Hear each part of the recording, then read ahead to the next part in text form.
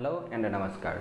आज हम लोग क्लास 12th के लिए एनसीईआरटी मैथ में 5.1 से लेकर के 5.8 तक मतलब चैप्टर 5 जो था वो उसको हम लोग कंप्लीट कर लिए थे। आज से हम लोग एक्सरसाइज 6 स्टार्ट कर रहे हैं, जिसमें 6.1, 2, 3 ऐसे हम लोग लगातार पढ़ते चलेंगे। उस चैप्टर का नाम है application of D of D x या एप्लीकेशन ऑफ डेरिवेटिव, जिसको बोलते हैं अवकलज का अनुप्रयोग। ये आप लोगों का क्लास है 12th मैथमेटिक्स एनसीईआरटी या भारतीय भवन के लिए हमारा थ्योरी पार्ट है, जिसमें यदि आप एनसीईआरटी बनाओ तो एनसीईआरटी हमारा होगा एक्सरसाइज 6.1 इस थ्योरी पर आपका बनेगा। यदि आप भारतीय भवन बनाओ तो भारतीय भवन का आपका एक्सरसाइज 10 डीसी से एक्सरसाइज 10 आपसे बनेगा। देखिए, application of D of D x या एप्लीकेशन ऑफ डेरिवेटिव, जिसको हम लोग हिंदी बोलते हैं अवकलज का अनुप्रयोग। इसमें बहुत लंबा चौड़ा कोई बात नहीं है, बस आपको छोटा सा बात आपको पकड़ना है और क्वेश्चन को सॉल्व करना है। वो छोटा सा बात है क्या, तो समझिए। यहाँ पे डी ऑफ डी एक्स का दर मापक के रूप में प्रयोग। डी ऑफ डी एक्स का जो है दर मापक के रूप में रेट ऑफ चेंज के बारे में हम लोगों को इस चैप्टर में चर्चा करना है। जैसे यदि किसी कण द्वारा, कोई कण है टी समय में, कितने समय में, टी समय में, किसके द्वारा, तो किसी कण के द्वारा। किसके द्वारा, किसी कण के द्वारा। कण के जगह पर वस्तु भी हो सकता है। किसी वस्तु या कण के द्वारा टी समय में तय की गई दूरी s हो। मान लेते हैं कि आप यहाँ से चलना स्टार्ट करते, तो कण के जगह पर क्या होंगे, आप होंगे। चलना स्टार्ट किया, 10 किलोमीटर आप गए, तो s का मान कितना हो गया, 10 किलोमीटर। उसके बाद उस 10 किलोमीटर को जाने में कितना समय लगा, मान लेते कि 2 घंटा लगा, तो समय हमारा क्या हो गया, 2 घंटा।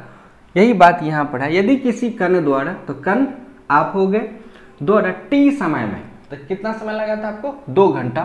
टी समय में तय की गई दूरी s हो, आपको कितना दूरी तय करना पड़ा, 10 किलोमीटर। तो ये s यहाँ पर क्या है, तो 10 किलोमीटर हो, तो ds बटा dt, क्या, ds बटा dt, दूरी s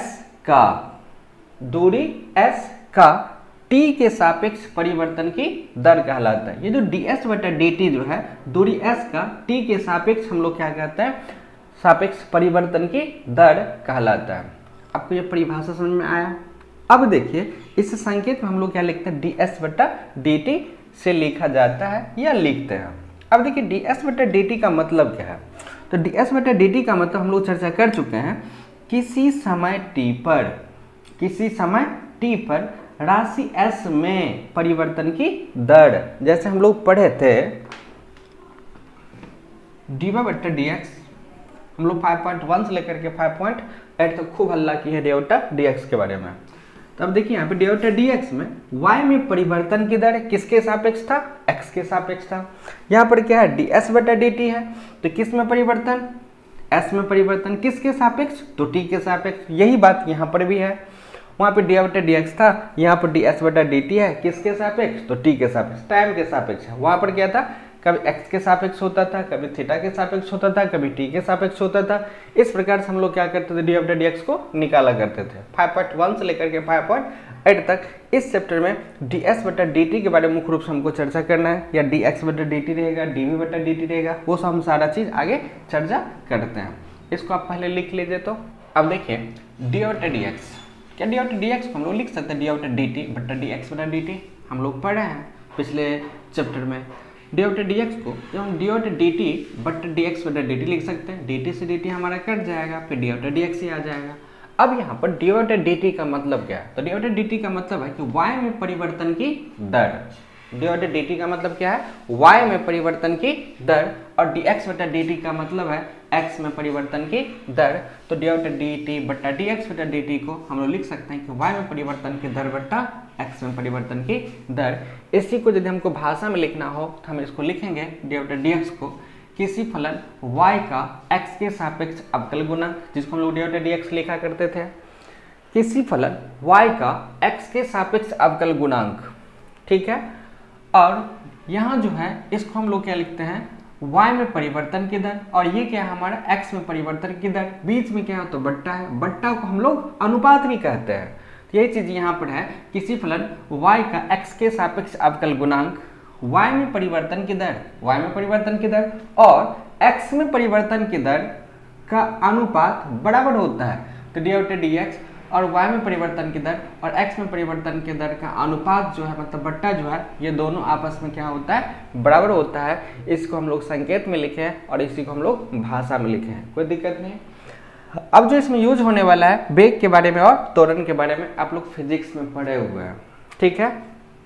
वेग जिसको हम लोग बोलते हैं वेलोसिटी, वेलोसिटी है क्या, तो यहाँ पर हम लिख दिए हैं कि विस्थापन में परिवर्तन की दर को वेग कहा जाता है। विस्थापन में परिवर्तन की दर को वेग कहा जाता है और वेग में परिवर्तन की दर को हम लोग क्या कहते हैं, तो त्वरण कहते हैं। ये चीज आप फिजिक्स में पढ़े हो ना। तो देखिए विस्थापन में परिवर्तन की दर को वेग कहा जाता है, जिसे हम लोग भी सूचित करते हैं। तो विस्थापन ds में परिवर्तन की दर तो dt, तो ds बटा dt हमारा क्या हो जाएगा, वेग हो जाएगा। वेलोसिटी को हम लोग लिख सकते हैं डिस्प्लेसमेंट में चेंज किसके रिस्पेक्ट में, तो टाइम के रिस्पेक्ट में ds बटा dt, वही हमारा क्या हो जाएगा, वेग हो जाएगा। अब है त्वरण, वेग में परिवर्तन की दर को हम लोग त्वरण कहते हैं। इसको हम लोग a से सूचित कर लें, तो यहाँ पे dv बटा dt, या तो हम लोग यहाँ जो निकला है उसका dc कर लें या इसका हम डबल dc कर लें। अब एक चीज और समझ लीजिए, विस्थापन को यदि हम टाइम के सापेक्ष, विस्थापन कुछ दिन टाइम के सापेक्ष डीसी कर ले तो हमको वेग मिल जाएगा, फिर वेग को हम टाइम के सापेक्ष फिर से डीसी कर ले तो हमको क्या मिल जाएगा, त्वरण मिल जाएगा। वेग से मतलब विस्थापन से क्या मिलेगा, वेग मिलेगा, वेग से क्या मिलेगा, त्वरण मिलेगा। वेग को डीसी करें तो हमको क्या मिल, सॉरी विस्थापन को डीसी करें तो क्या मिल जाएगा, वेग मिल जाएगा। वेग को डीसी करें तो क्या मिल जाएगा, त्वरण मिल जाएगा। तो ds बटा dt का मतलब भी, और भी हमारा क्या है, तो वेलोसिटी वेग है। यहाँ पर एक्सेलरेशन a, इसको हम लोग क्या लिखेंगे, डी बटा dt, या सेकेंड ऑर्डर ऑफ इसका डेरिवेटिव किसका, तो वेलोसिटी का, तो d2s बटा dt2। अब देखिए यहाँ पर a बराबर dv बटा dt है, क्या हम dv बटा dt को हम dv बटा ds इंटू ds बटा dt कर दे तो कोई फर्क नहीं पड़ेगा। चेन रूल हम लोग पढ़े हुए हैं, ds से ds कट जाएगा, dv बटा dt जो पहले था वही आ जाएगा। अब देखिए dv बटा ds को हम लोग ऐसे छोड़ दे इंटू ds बटा dt, ds बटा dt को क्या हम लोग भी लिख सकते हैं, हाँ लिख सकते हैं, dv बटा ds इंटू भी। क्या हम इसको सजा करके लिखें तो v इंटू डी बटा डी एस, भी हम पहले लिख लिए इंटू डी बटा डी एस। ए बराबर हमारा फार्मूला हो गया v इंटू डी बटा डी एस। ये सब फार्मूला आपको बहुत हेल्प करेगा जब हम लोग पढ़ेंगे एक्सरसाइज 6.1, उसमें खूब हेल्प करेगा। जब हम लोग भारतीय भवन का पढ़ेंगे एक्सरसाइज 10, उसमें भी आपको बहुत हेल्प करेगा, कोई दिक्कत नहीं। इतना में लिख लीजिए तो इसको फटाक से आप। अब देखिए हम लोगों को कुछ ये जो टर्म है, ये टर्म आप लोगों को याद रखना है, जिससे हमको क्या होगा, तो जब चैप्टर में हम लोग जब प्रश्न को हल करेंगे तो वहाँ पे बहुत हेल्प करेगा। जैसे आपको रहेगा कि क्षेत्रफल में परिवर्तन की दर, तब वहाँ पे हम लोग क्या लिखेंगे, डी बटा डी टी लिख लेंगे। परिधि में परिवर्तन की दर तो डी सी बटा डी टी लिख लेंगे। आयतन में परिवर्तन की दर हम उसको डी वी बटा डी टी लिख लेंगे। त्रिज्या में परिवर्तन की दर तो डी आर बटा डी टी लिख लेंगे। सीमांत लागत जिसको बोलते हैं मार्जिनल कॉस्ट, उसमें परिवर्तन तो डी सी बट्टा डी एक्स। सीमांत आय मार्जिनल रेवेन्यू जिसको हम लोग लिखेंगे डी आर बट्टा डी एक्स। ये सब जो टर्म है जब हम चैप्टर में क्वेश्चन को बनाएंगे तो वहाँ पे हम लोगों को बहुत हेल्प करेगा। अब है हल करने का नियम। अब देखिए हम लोग जो पढ़ रहे हैं राशियों में परिवर्तन की दर जो चैप्टर है उसमें हल करने का क्या रूल है, उस रूल को समझिए। साथ ही साथ हम लोग एक एग्जाम्पल को लेकर के चल रहे हैं, आपको बहुत अच्छा समझ में आएगा। ध्यान से देखिए, यहाँ पर 3 स्टेप है इसका। पहला स्टेप, उन राशियों को चिन्हित करें जो परिवर्तनशील हो।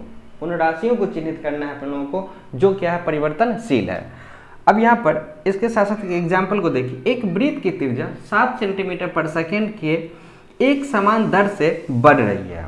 ठीक है, एक वृत्त है जिसका त्रिज्या क्या हो रहा है, 7 सेंटीमीटर पर सेकेंड की दर से क्या हो रहा है, त्रिज्या बढ़ रहा है, दर से बढ़ रही है। वह दर ज्ञात करें जिससे वृत्त का क्षेत्रफल बढ़ रही है। अब देखिए यहाँ पर त्रिज्या भी बढ़ रहा है और क्षेत्रफल भी बढ़ रहा है। त्रिज्या भी बढ़ रहा है और क्षेत्रफल भी बढ़ रहा है। हम लोग जानते हैं कि वृत्त के बारे में हम लोग जब चर्चा किए थे तो यहाँ पर त्रिज्या के बढ़ाने पर उसका क्या होगा, क्षेत्रफल भी बढ़ेगा, परिधि भी बढ़ेगा। हम त्रिज्या को कम करते चले तो उसका क्षेत्रफल और परिधि भी क्या होगा, धीरे धीरे कम होता जाएगा। ठीक है, तो कौन कौन बदल रहा है यहाँ पर, तो त्रिज्या और क्षेत्रफल। तो देखिए यहाँ पर पहला जो स्टेप कहा कि उन राशियों को चिन्हित करें जो परिवर्तनशील हो। यहाँ पर हमारा राशि चिन्हित कौन कौन हो गया, तो त्रिज्या भी बदल रहा है और क्षेत्रफल भी बदल रहा है।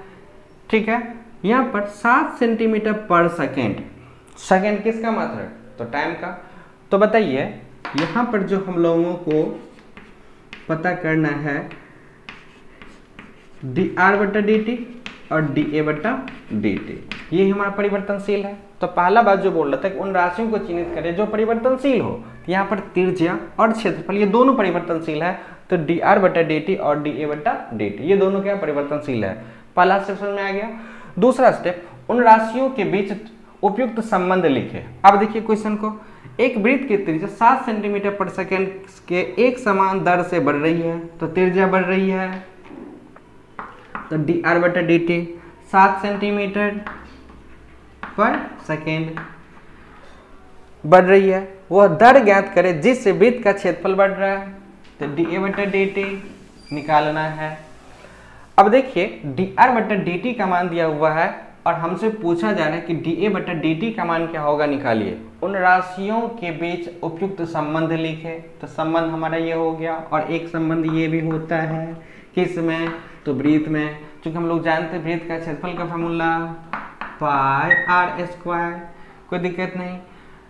उन राशियों के बीच उपयुक्त संबंध लिखिए, तो पहला dr/dt 7 सेंटीमीटर पर सेकेंड, क्षेत्रफल dA/dt निकालना है, और त्रिज्या और क्षेत्रफल में क्या रिलेशन होता है, क्या क्या संबंध होता है, संबंध होता है कि क्षेत्रफल बराबर πr², कोई दिक्कत नहीं। अब यहाँ बोल रहे हैं कि दोनों तरफ t के सापेक्ष अवकलन करें। अब हम लोगों को क्या करना है, दोनों तरफ t के सापेक्ष अवकलन मतलब dc करने पर यहाँ पर dA क्या होगा, dt बराबर पाई हमारा कांस्टेंट है, बाहर होगा, यहाँ पर होगा dr² बट्टा dr into dr/dt। Chain rule यहाँ पे हम लोग लगा लिए हैं, dA/dt बराबर होगा पाई r² का dc/r होगा क्योंकि r के रिस्पेक्ट में है, इंटू dr/dt यहाँ लिखते हैं। अब देखिए यहाँ पर dA/dt बराबर क्या 2πr इंटू dr/dt लिख सकते हैं। अब यहाँ पर देखिए dA/dt बराबर 2 पाई को हम लोग पाई ही रहने देते हैं, r जब त्रिज्या 14 सेंटीमीटर है, त्रिज्या भी दे रखा है, यहाँ पे r का मान है 14 सेंटीमीटर। अब बताइए r के जगह पर हम लोग कितना रख लें, r के जगह पर 14 रख लें, इंटू dr/dt का मान पता है कितना, तो 7। यहाँ पर dA/dt बराबर 14 दूना 28, 28 गुना 7 और पाई, जितना भी गुना करके चलिए कर ही लेते हैं। यहाँ पर dA/dt बराबर 8 7 6 5 6 5, 7 दूना 14 और 5 19, 196 पाई। अब देखिए यहाँ पर खेला होगा, खेला ये होगा 196 पाई, क्या इसका यूनिट क्या होगा, क्षेत्रफल है, यहाँ पे त्रिज्या किसमें सेंटीमीटर में है, तो सेंटीमीटर स्क्वायर तो होगा, सेंटीमीटर स्क्वायर होगा, पर सेकेंड लिखेंगे। ठीक है, यहाँ पर सेंटीमीटर पर सेकेंड दिया रहे तो dA/dt हमारा क्या होगा, यहीं पर लिख लेते हैं, dA/dt हमारा क्या होगा, सेंटीमीटर में दिया रहे तो सेंटीमीटर स्क्वायर पर सेकेंड, परिधि क्या होगा, सेंटीमीटर पर सेकेंड। हम यहाँ पर सिर्फ सेंटीमीटर लिखे हैं, यदि मीटर दिया रहे तो मीटर लिखेगा, किलोमीटर दिया रहे तो किलोमीटर लिखेगा, पर मिनट दिया रहे क्वेश्चन में तो पर मिनट लिखे। हम आपको समझाने के लिए सिर्फ लिख रहे हैं। यदि आयतन रहे तो आयतन क्या होगा, सेंटीमीटर क्यूब पर सेकेंड, त्रिज्या लंबाई है, यहाँ पे होगा सेंटीमीटर पर सेकेंड, कोई दिक्कत नहीं। तो यहाँ पर हमारा dA/dt का जो मान निकला वो क्या निकला, 196 पाई सेंटीमीटर स्क्वायर पर सेकेंड, कोई दिक्कत नहीं। अब देखिए इसको हम एक बार फिर से बोलते हैं, उन राशियों को चिन्हित करें जो परिवर्तनशील हो। तो हम यहाँ पर त्रिज्या और क्षेत्रफल ये दोनों परिवर्तनशील था, किसके सापेक्ष, तो टाइम के सापेक्ष, तो dr/dt और dA/dt।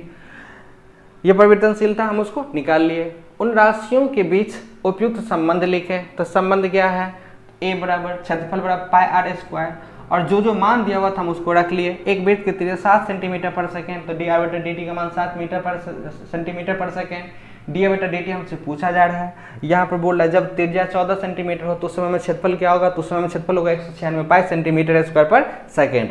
अब देखिए यहाँ पर त्रिज्या 14 सेंटीमीटर दिया हुआ था, चूंकि हम लोग जानते हैं कि वृत्त का क्षेत्रफल का फॉर्मूला a बराबर पाई आर स्क्वायर होता है। यहाँ पर t के सापेक्ष d सीखिए तो dA बटा dt बराबर pi into d r square बटा d r into d r बटा डी टी। यहाँ पर हम लोग चेन रूल का यूज किए हैं। डी ए बटा डी टी बराबर यहाँ पर आर स्क्वायर का डी सी 2r होगा।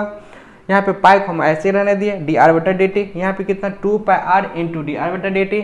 आर का मान यहाँ पर दिया हुआ था 14 सेंटीमीटर, तो आर के जगह पर 14 रख लिए, इंटू डी आर बटा डी टी का भी मान दिया हुआ था 7 सेंटीमीटर, उसको हम लोग रख लिए। इस सब को गुना किए 196 पाई। अब यहाँ पर इसका डी ए बटा डी टी का जो मात्रक होगा सेंटीमीटर स्क्वायर पर सेकेंड, यहाँ पर सेंटीमीटर पर सेकेंड था तो सेंटीमीटर स्क्वायर पर सेकेंड। यदि आयतन वृद्धि बोलता, आयतन वैसे वृत्त का आयतन होता नहीं है, मान लेते हैं कोई 3D फिगर होता तब, यहाँ पर सेंटीमीटर क्यूब पर सेकेंड, वो चीज़ हम वहाँ पर लिखते, कोई दिक्कत नहीं इतना में। अब यहाँ पर हम लोग किस टर्म का यूज करेंगे ये बात आपको समझ में आ गया।